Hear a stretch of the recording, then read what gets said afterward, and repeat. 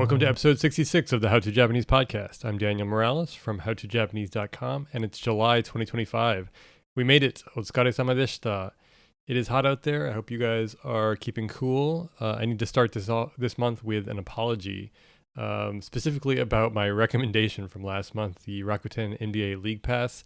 Apparently, it is going kaput at the end of the month. On July 2nd, I got an email from Rakuten announcing the end of their service at the end of the month, which left me extremely confused because the season had already ended.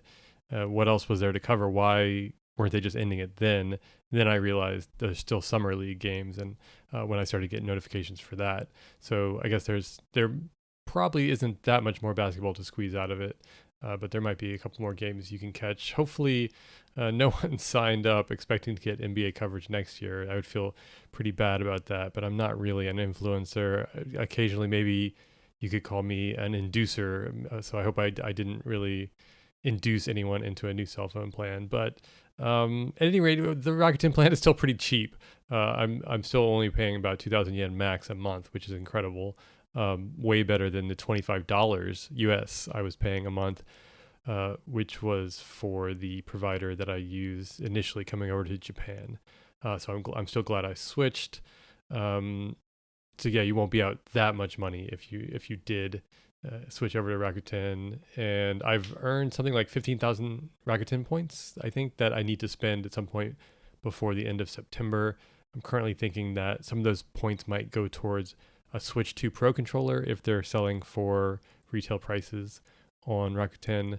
And then I can use that whenever I get a hold of one of these multilingual switches that I'm still waiting for. So it might end up being this same situation I kind of had with the PS5, where I won a PS5 lottery shortly after moving to Osaka before I managed to buy a TV. So I had this PS5 kind of sitting in my apartment waiting to get a TV. So at any rate, sincere apologies for that. I hope I didn't mislead anyone. But now that I've had a taste of the NBA League Pass lifestyle, I feel like it's going to be hard to kind of go back to life without it. And I do feel like I'm likely to kind of pay for it next year. We'll see how much it ends up costing. It's Amazon that's going to be hosting Amazon Prime specifically, but I think it will probably cost some extra fee on top of that. Don't know what that will be just yet. I haven't seen anything announced. I think personally I'd be willing to pay somewhere in the range of like 5,000 to 8,000 yen a year. 10,000 yen plus would be pushing it. So I will keep you all updated whenever I hear anything about that. I don't think that will be until some point in the fall, so we'll see. This month on the pod, I'll be talking about another of the impossible pairs that I've introduced. I think this will be the third one. I talked about two previously. And then I have a recommendation that should be good across Japan. And I have some info on the Osaka Expo, which was requested. And then a little bit of other iro stuff that I linked to in the newsletter this month. So the newsletter this month, speaking of which, is very short. I knocked it out a while back and have been kind of working on some other posts here and there. So you'll have to forgive me a short one. I've written about these impossible pairs twice. The first time was in September 2024.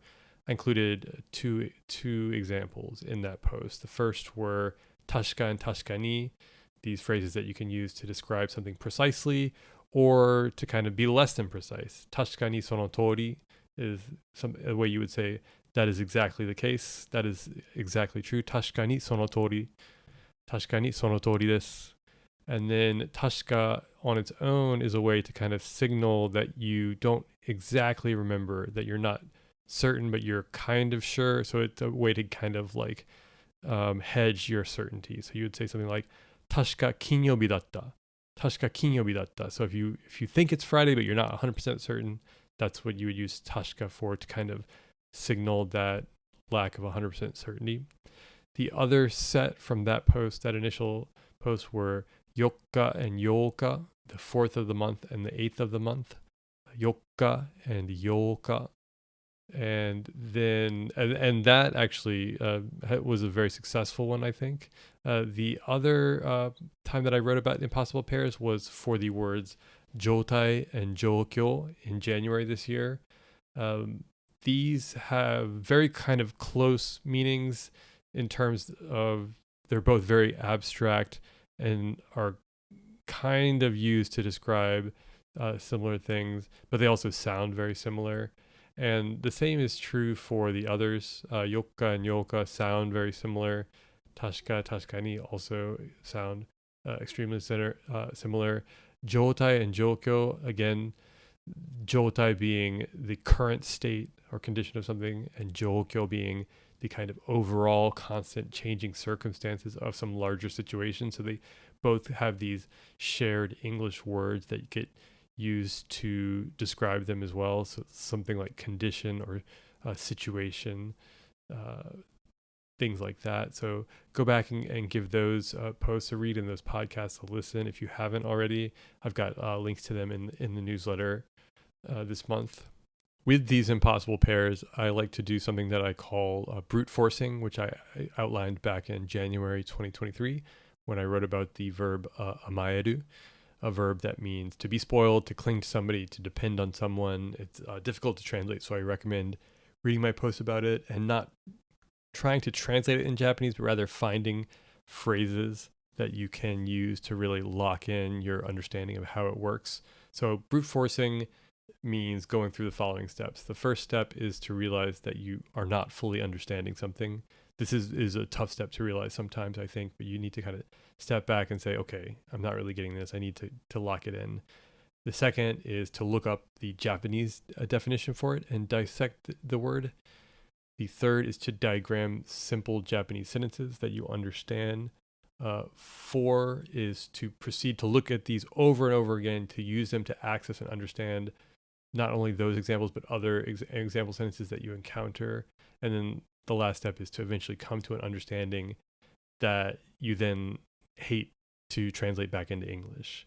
That's specifically, I think, for amaeru, but I think it would work as well for jotai and jokyo and tashka and tashkani.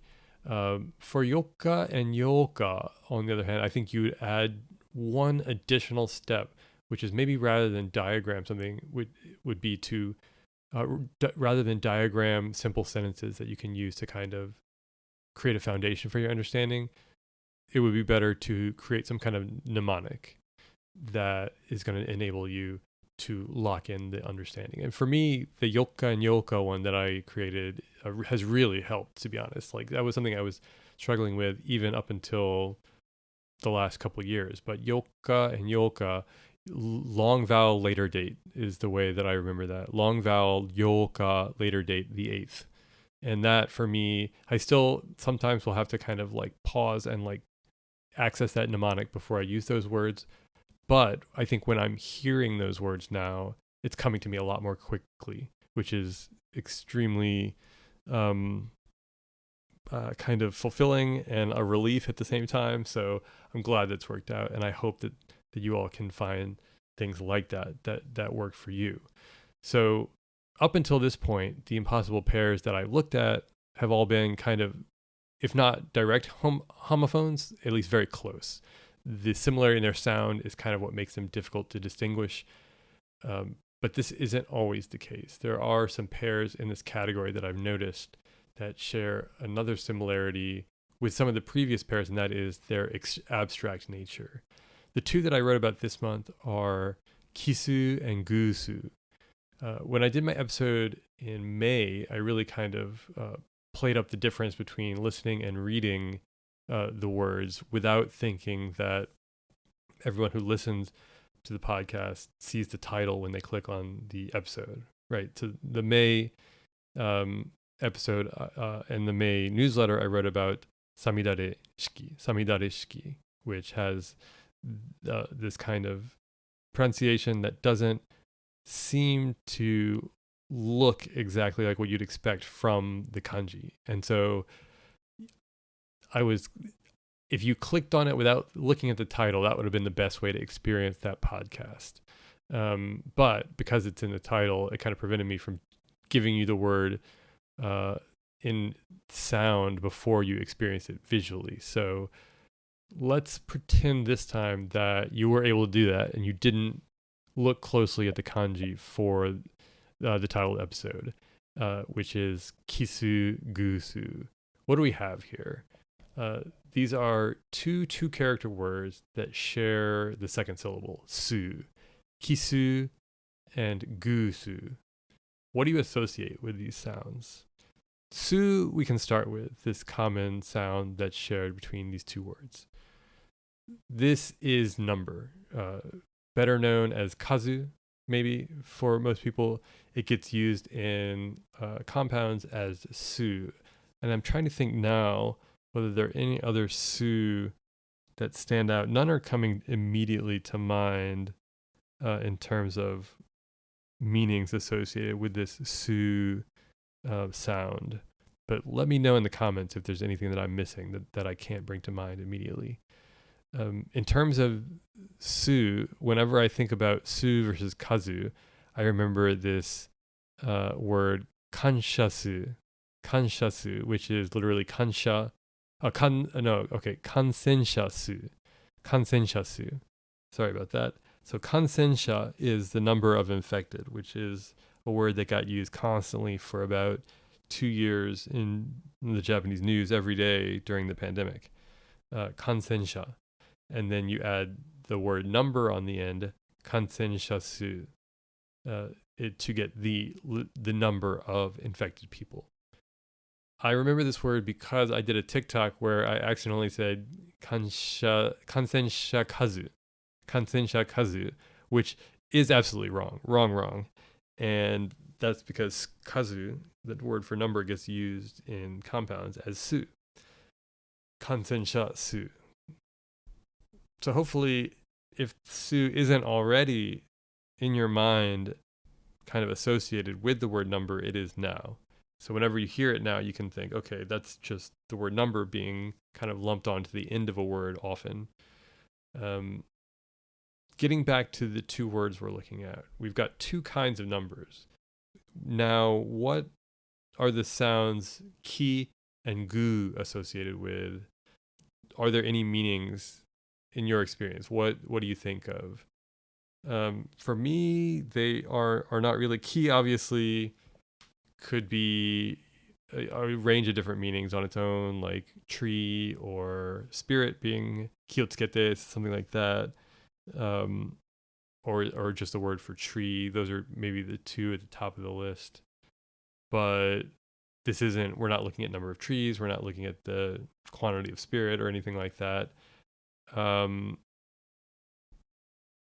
gu, I'm not sure if I have any associations. The shortened gu is for me associated with guzai, I guess, the materials used, I guess, for art, I think, and also with the word gutaiteki, and that's very like the word that means very specific. Gutaiteki ni iimasu to, if I was going to give you a specific example, and gutai is also an art movement, which means kind of like the physical, and it's these post-war artists doing very cool abstract art. A lot of them have this kind of like very thick paint on the canvas, so it's got this very tactile quality to the painting. But this is all the shortened gu. The long gu, I don't think I had any associations with. Today, for these words, kisu and gusu, the ki is the ki from kimyo, strange. And with gu, and the long vowel, it's the gu in haigusha. Does that ring a bell for anybody? Haigusha. Haigusha is the word for spouse, partner. And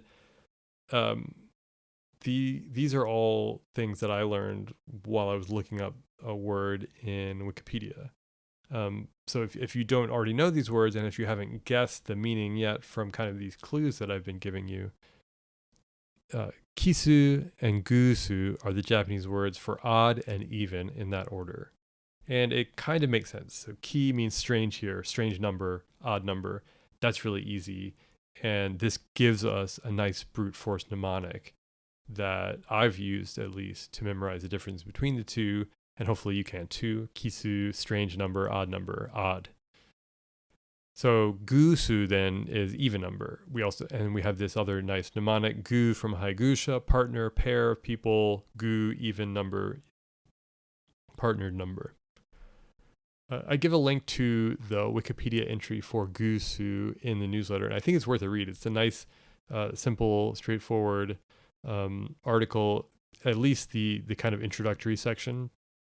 And you'll learn some basic math terms there that I think you can associate with concepts that you already know in your native language, and you won't need to look up the meaning. I mean, it might be nice to confirm if you really want to confirm something, but I think for the most part it would be it's good to read things like that where you have the basic underlying concepts already down. You're not learning a new concept, you're just attaching the Japanese phraseology to that. It's almost inspired me to track down like an entry-level algebra or geometry or calculus book in Japanese so that I can kind of strengthen my foundation there. I do feel like I didn't have a very good like mathematic education in Japanese. It's been difficult enough to learn to add, tasu, subtract, hiku, divide, waru, and multiply, kakeru. So I do feel like some kind of basic reinforcement would be super helpful. So yeah, that's really all I wrote about this month. This one impossible pair. I've got a bunch of others on my list to write about.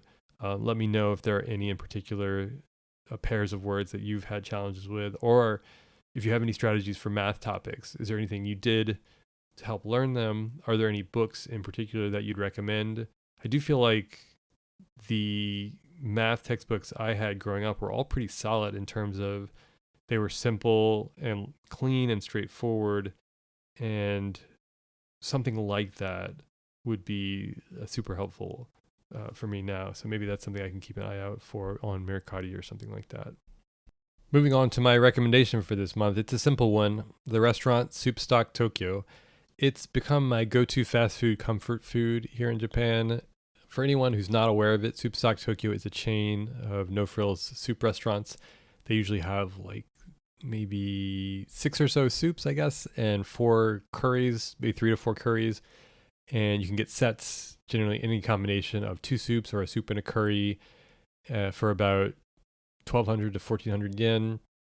That's come with bread or rice, and that's it. They just have really good soup. I mean, there's maybe a couple other things they offer, but they don't even have like a salad that would go in the soup, go with the soup. I think Americans would absolutely expect some kind of salad to accompany a soup in that situation. Soup and salad is a pretty set thing, but here, Japan's soup and rice or soup and bread. You gotta love it. I'm a regular at a location in Umeda. There are a couple. I recommend the one near the Hankyu station. There's a lot more space compared to some of the other locations in Osaka. And if you go at the right time, it's usually not very crowded. It can be even empty on the weekends. I went at around 4 p.m. the other afternoon because I was walking around and just needed a pre-movie snack at a kind of like weird meal time. And it was a perfect place to sit down and rest and refuel. And soup was the perfect pre-movie meal because I still had room for popcorn, which is great. This makes me sound like an old person, but I do not care at this point because the soup at Tokyo Soup Stock is so good. They actually have 2 recipe books as well, and I have not purchased one myself yet because I fear that it would involve me eventually buying an immersion blender or something like that I could use with soup, which is ridiculous, and I don't want to do that yet.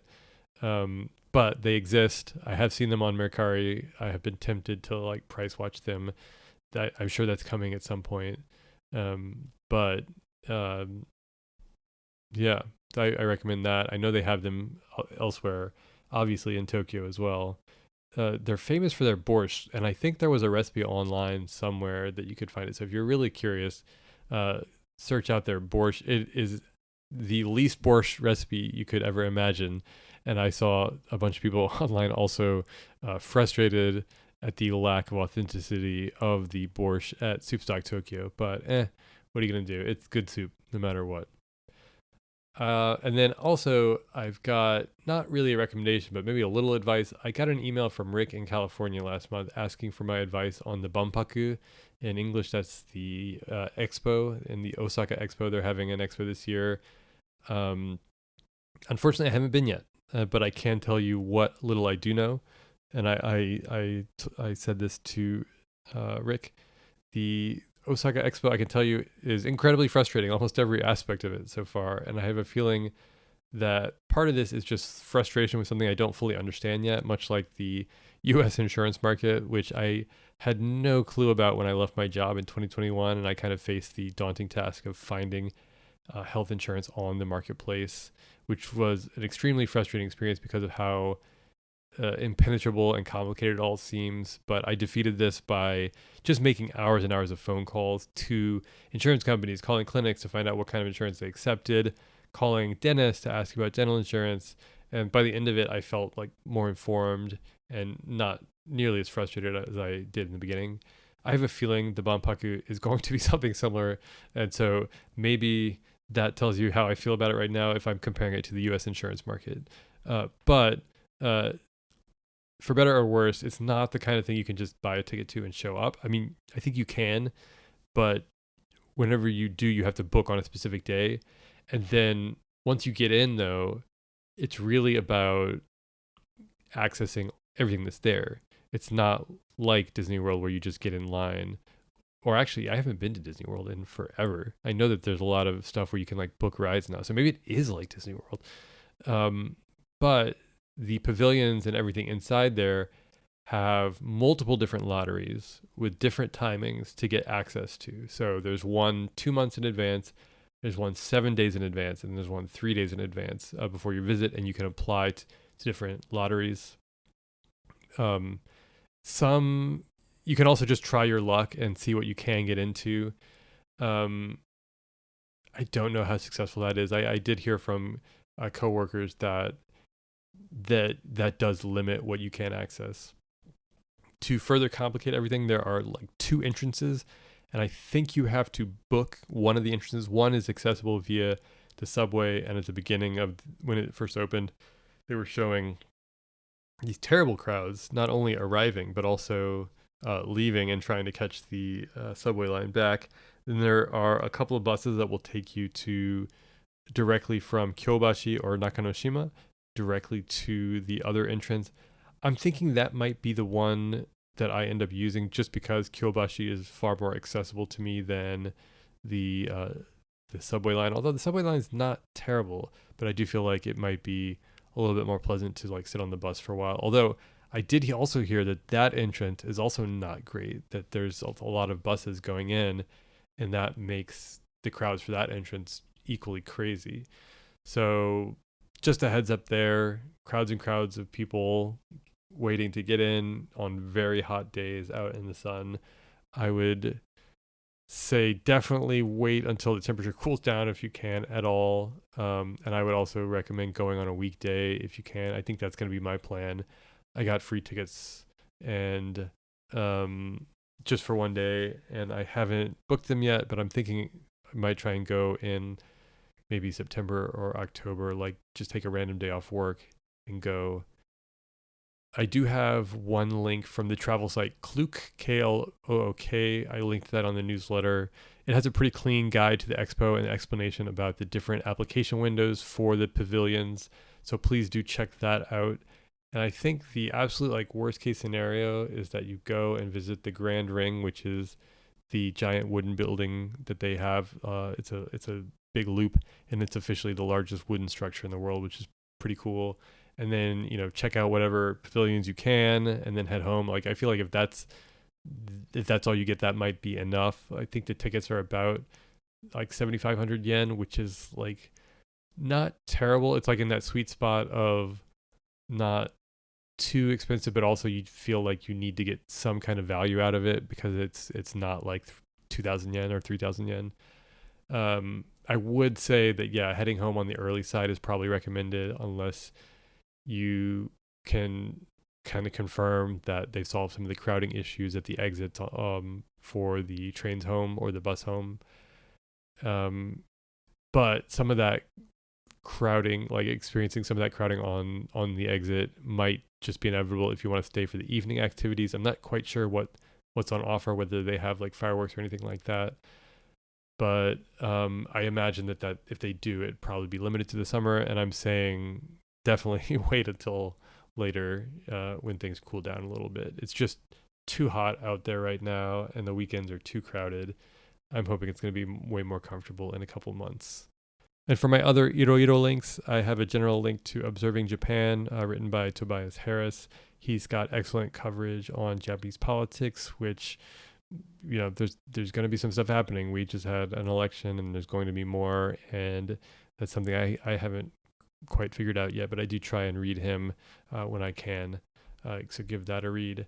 And then, I've got a link to a little piece of writing I did on my personal website, an ode to shotengai, which is something that I've been meaning to write for a while now. And I had a bunch of photos that I had lined up that I wanted to write about, and I couldn't quite figure out how I was going to approach the piece. Like at first, I thought I was just going to focus on the shotengai aspect, and maybe even just write up literal reviews of the shotengai in Osaka. And then as I was giving recommendations in the past few months on the podcast and in the blog, I started thinking about, what do you recommend in Osaka? And because it's a bit of a mystery, to be honest, it doesn't have some of the things that you'd expect from like a major tourist city in a lot of ways. I guess the castle is probably the closest thing and the most iconic thing, but it's kind of not that impressive. I think it's a reconstruction.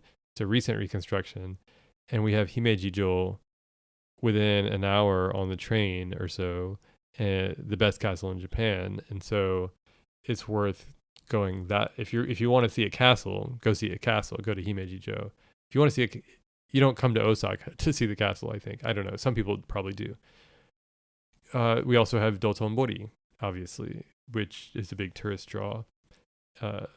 We also have Shinsekai, big retro area of the town. Dotonbori is the area along the river with some nice picturesque views. But it doesn't feel like the same, to be honest, as making recommendations in Kyoto or Tokyo or even somewhere like Kamakura, where you've got these, or Nara, where you have these giant iconic places, giant Buddhas or sky trees or towers or impressive temples.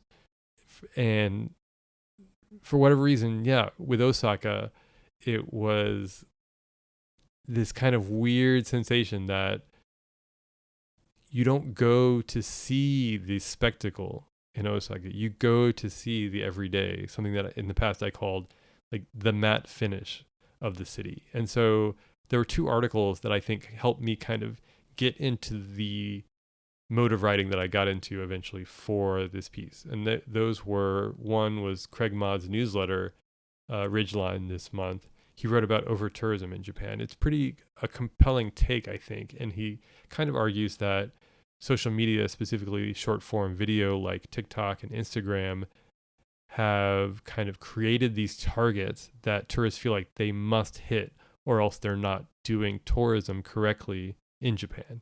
So if you don't go to Kinkakuji, if you don't go to Kiyomizu-dera or Fushimi Inari, then you haven't done Kyoto properly, right? If you don't get photos at those locations, like, was your trip even worth it? Which I think if you're listening to this podcast, you probably agree with me that that's not the case. You could not even go to Kyoto and you could not even go to Osaka or Tokyo and have an amazing trip in Japan. You could not even spend time in the city other than to go to the airport and then fly to a smaller, much, much smaller city somewhere, and still have an amazing, fulfilling trip in Japan. And what's worse, I think, from Craig's newsletter is that he really focuses on, he calls it a laser, that social media can have. It can even when people are trying to go beyond some of these tourist locations, if one influencer happens to review a small restaurant somewhere or a small bar, they can draw an overwhelming amount of traffic and significantly change that location if they're not prepared for it.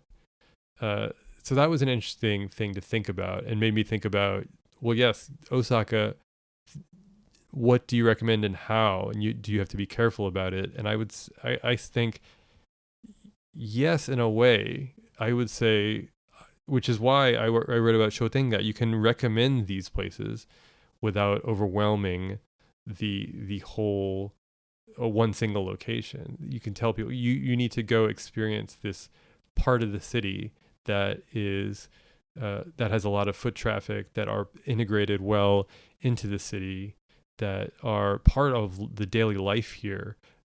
Some more than others, and some to different degrees than others.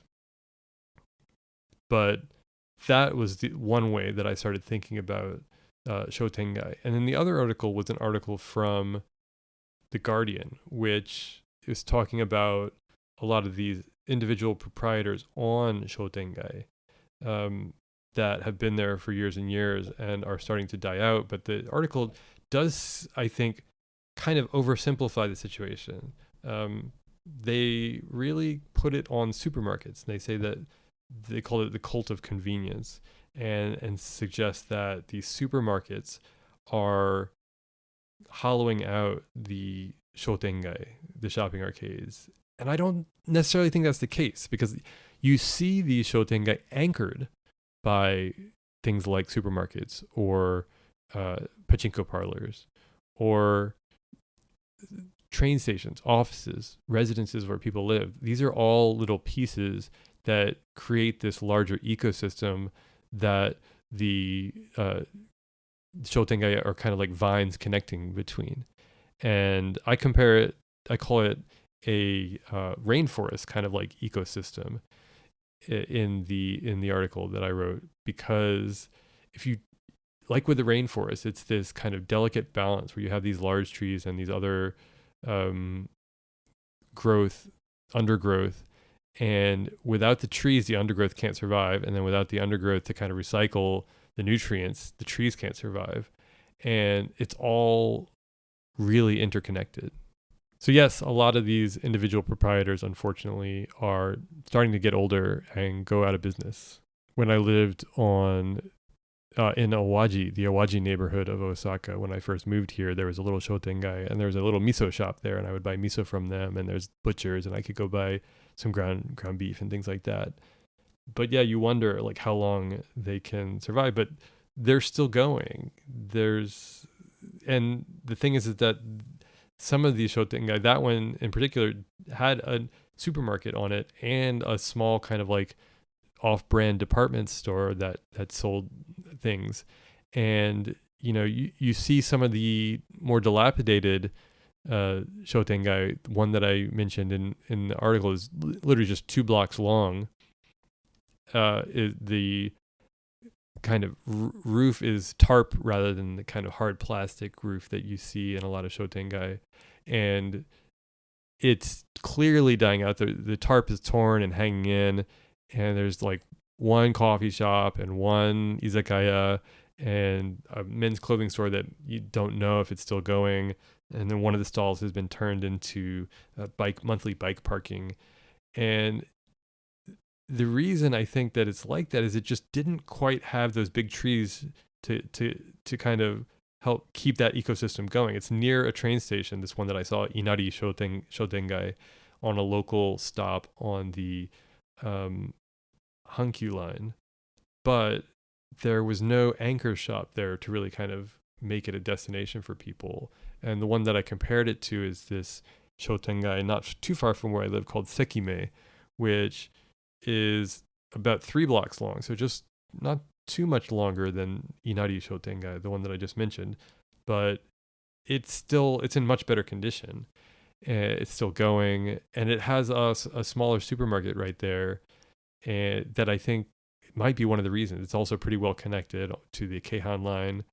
There's also a giant supermarket, Life, nearby that, while it's not directly on the Shotengai, there's this larger economic piece to the puzzle that kind of helps the whole area keep going. So I do feel like it's a little bit more complicated than just supermarkets. I'm really curious about Shotengai, and it also does tie into the tourism thing.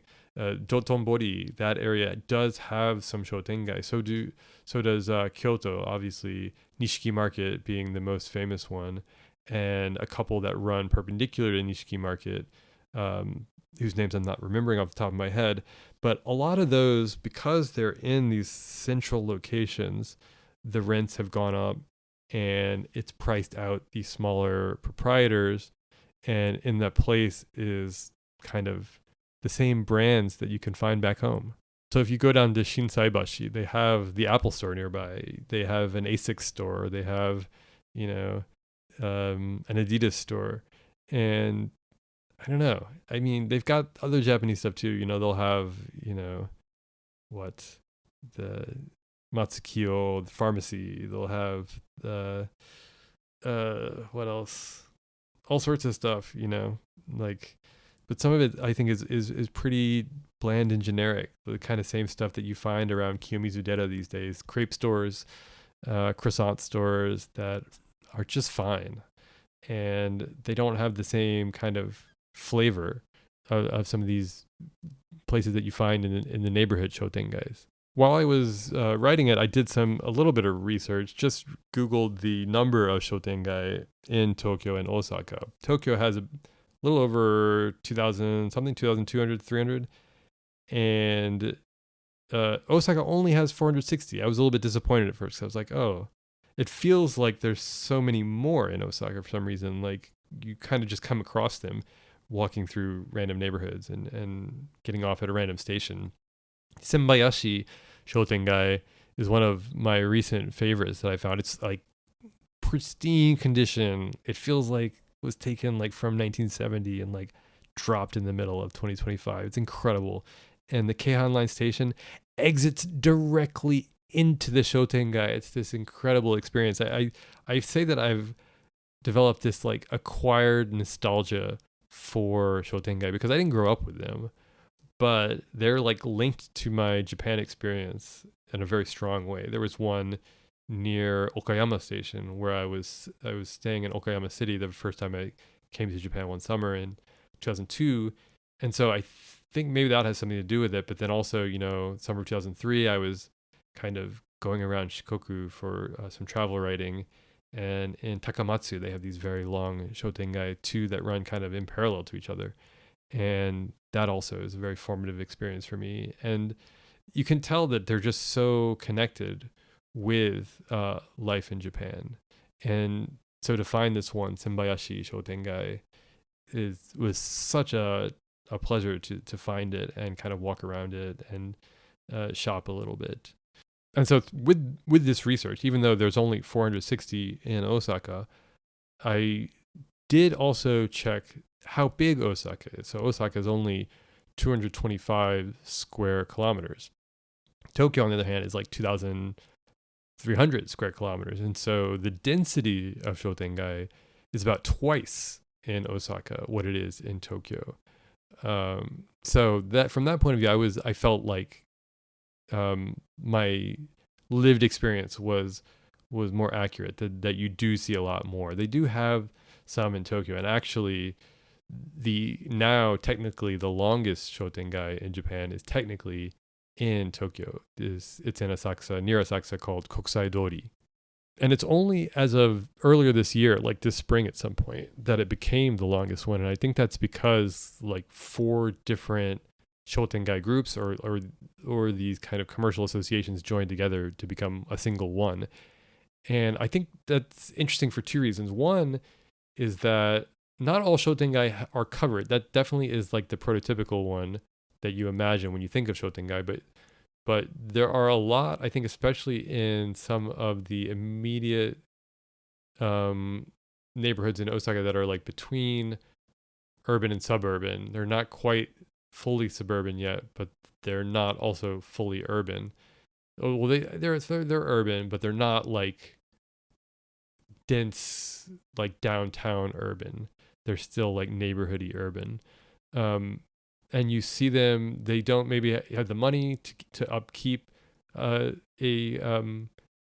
cover, a roof, or the road is maybe a little bit too wide and is still trafficked by cars, but they still have a community association along the street, and you can tell that usually by some sort of flag that's flying or lamps that runs along the street. And they tend to be quite nice streets. I included a photo from the Fukushima neighborhood in Osaka that has a very, very nice one, with some great restaurants on that street.